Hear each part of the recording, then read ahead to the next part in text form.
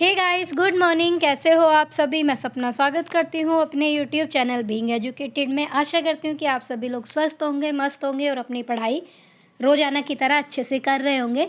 तो आज मैं आप लोगों को फ्रेंड्स इस वीडियो में कुछ क्वेश्चंस पूछूंगी जिसके जवाब आप लोगों को मेरे को कमेंट बॉक्स में जाकर देना होगा, जिससे कि आप लोगों को पता लगेगा कि आप जो पढ़ाई कर रहे हो किस लेवल की कर रहे हो और किस तरह के क्वेश्चन जो हैं अभी एग्ज़ामिनर आप लोगों से पूछ सकता है। तो बने रहिएगा व्लॉग में। और सबसे पहली बात, अगर आप चैनल पर न्यू हो तो चैनल को सब्सक्राइब ज़रूर कीजिएगा। और अगर आप लोगों को व्लॉग पसंद आता है तो प्लीज़ वीडियो को लाइक, शेयर और कमेंट ज़रूर कीजिएगा, क्योंकि आपका एक लाइक और एक कमेंट बहुत ज़्यादा मोटिवेट करता है मुझे भी डेली व्लॉग्स बनाने के लिए। तो फ्रेंड्स, मैं उम्मीद करूँगी आप लोग लाइक, शेयर, कमेंट ज़रूर करेंगे। और मेरे दिन की शुरुआत हुई थी मॉर्निंग के 7:30 बजे।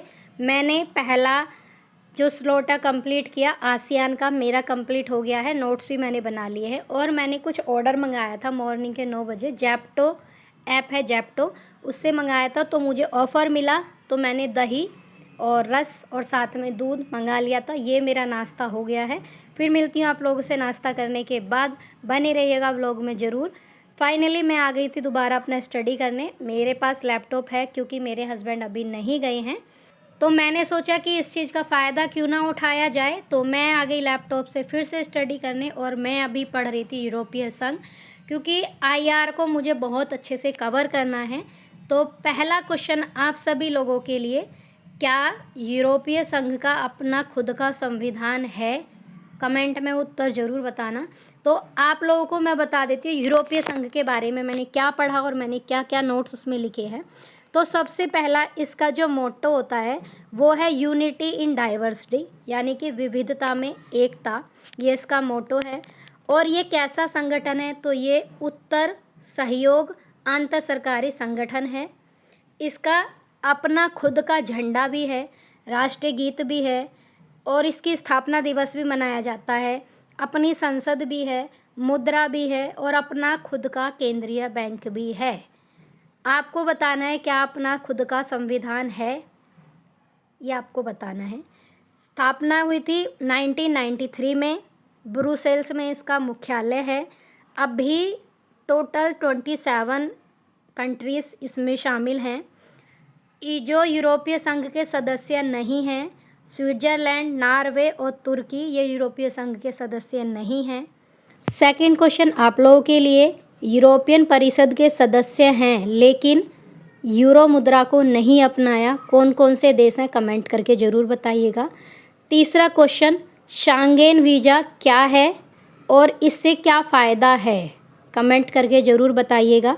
अगर आप लोगों ने पढ़ाई की होगी तो आप लोग ज़रूर बता पाओगे। यूरोपियन संघ का दूसरा जो संगठन है वो है यूरोपियन संसद या यूरोपियन पार्लियामेंट। तो आप लोग कमेंट करके बताइए इसका अधिवेशन कहाँ पर होता है, इसकी जो बैठक होती है वो कहाँ पर होती है और सचिवालय है वो कहाँ पर है।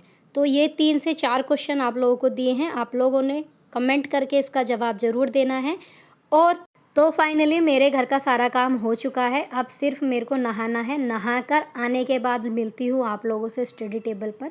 और यहाँ मैं आ गई हूँ पढ़ने के लिए। पहले मैंने सोचा कि फ्रेंड्स मैं ना बुक से पढ़ूंगी, लेकिन फिर मेरे को समझ नहीं आया कि मैं क्या पढूँ बुक से, क्योंकि बुक्स मेरे को बहुत ज़्यादा मतलब इरिटेशन सा लगता है। ऐसे लगता है कि सारी चीज़ें कर ही कराए मेरे को सामने मिल जाए, और ये सबके साथ ही होता है। तो फाइनली मैंने दोबारा से अपने हस्बैंड का लैपटॉप ले लिया है और अभी मैं यूट्यूब से पढ़ रही हूँ, क्योंकि मैं नेट जेआरएफ के क्वेश्चन पेपर देख रही थी 2024 और 2025 के गूगल पर, बट मुझे नहीं मिले। तो मैं यूट्यूब से ही देख रही थी प्रीवियस ईयर के क्वेश्चन पेपर किस तरह के हैं। और सबसे ज़्यादा इम्पोर्टेंट, अभी यूपी में एग्ज़ाम हुआ है असिस्टेंट प्रोफेसर का, तो उसका क्वेश्चन पेपर भी मैं यहाँ पर देख रही थी। दोनों चीज़ के ही सर करा रहे थे, 2 क्लासों में यूपी का कराया है, तो मैं उसे देख रही थी। और कुछ कुछ क्वेश्चन जो मुझे लग रहा था कि मुझे इनके बारे में नहीं पता है, तो मैं उनके नोट्स भी बना रही थी। एक स्टूडेंट की लाइफ में और एक एस्पिरेंट की लाइफ में सबसे ज़्यादा ज़रूरी है, अगर आप लोग पढ़ाई करते हो तो सबसे पहली ज़्यादा ज़रूरी चीज़ है कि हमारा जो सिलेबस है, सिलेबस के बारे में हमें पता होना चाहिए। फिर उस सिलेबस को चाहे तो आप बुक से कंप्लीट कर लीजिए, चाहे आप किसी भी अच्छे से अच्छे टीचर से अपना सिलेबस कंप्लीट करा लीजिए, बहुत अच्छी बात है। लेकिन सबसे जो बड़ी बात है, जब तक आप प्रैक्टिस नहीं करोगे तब तक आप सफलता हासिल नहीं कर सकते।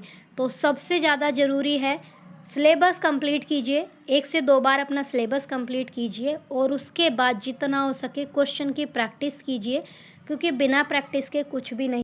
प्रैक्टिस बहुत ज़्यादा ज़रूरी है। और अब आपको बता दूं कि प्रैक्टिस ऐसा नहीं सिर्फ हमें पढ़ाई के लिए ही करनी चाहिए। कुछ भी आप काम कर रहे हो जिसमें आपको ज़्यादा इंटरेस्ट है और आपको लगता है कि इसमें मुझे सफलता हासिल करनी है, तो हर एक को उस काम में प्रैक्टिस बहुत ज़्यादा ज़रूरी है। प्रैक्टिस ही सफलता की निशानी है। जितनी ज़्यादा आपकी प्रैक्टिस होगी उतनी अच्छे से आपको सफलता मिलेगी। तो स्पेशल फोकस अपना सिलेबस पर, उसके बाद सीधा सीधा आपको प्रैक्टिस पर जितना हो सके उतना एमसीक्यूज़ आप लगाइए, प्रैक्टिस कीजिए। जितना जो भी क्वेश्चन आपको, जो भी मटेरियल आपको मिलता है, आप उससे प्रैक्टिस कीजिए, सफलता आप लोगों को ज़रूर मिलेगी।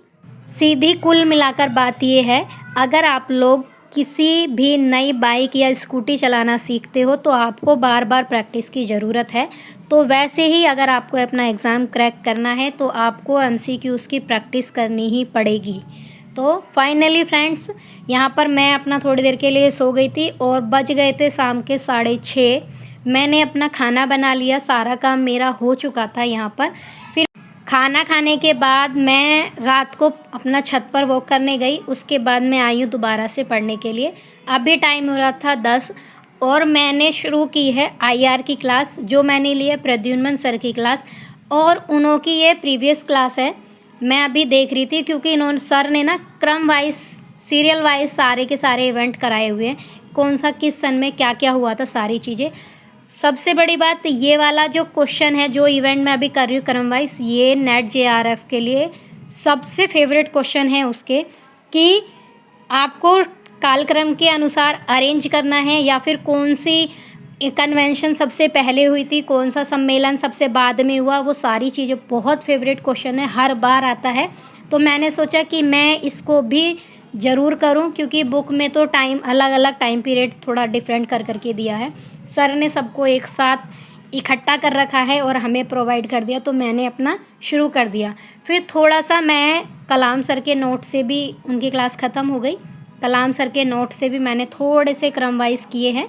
आप लोगों को मैं नेक्स्ट वीडियो में ज़रूर दिखाऊंगी मैंने क्या क्या नोट्स बनाए हैं, कैसे कैसे बनाए हैं, और किस तरह से आप अपना जो नेट जेआरएफ है उसको क्लियर कर सकते हो। वो सारी चीज़ें मैं आपको नेक्स्ट में बताऊंगी वीडियो में। अभी मैं कलाम सर के नोट से ही पढ़ रही थी और नोट्स भी मैं बना रही थी। अभी मैंने जो भी ऑपरेशन हुए हैं उस सारे ऑपरेशन क्रम वाइज लिखे हैं, जैसे ऑपरेशन डेजर्ट स्टॉर्म कब हुआ था, ऑपरेशन एंड्यूरिंग फ्रीडम कब हुआ था, ऑपरेशन कायला कब हुआ था, या फिर चमेली क्रांति कब हुई थी। तो ये सारी चीज़ें मैंने क्रम वाइज लगाई हैं, आप लोगों के साथ ज़रूर शेयर करूँगी। और आप लोगों को बता दूँ, इसी तरह से वो थिंकर्स के क्वेश्चन भी पूछते हैं कि थिंकर सबसे पहले कौन आया, कौन किसके बाद आया, ये सारी चीज़ें जो बहुत ज़्यादा ज़रूरी हैं नेट जेआरएफ के लिए। तो आप लोग भी अगर नेट जेआरएफ की प्रिपरेशन कर रहे हो तो ये सारी चीज़ें नेट जेआरएफ के लिए बहुत ज़्यादा ज़रूरी है।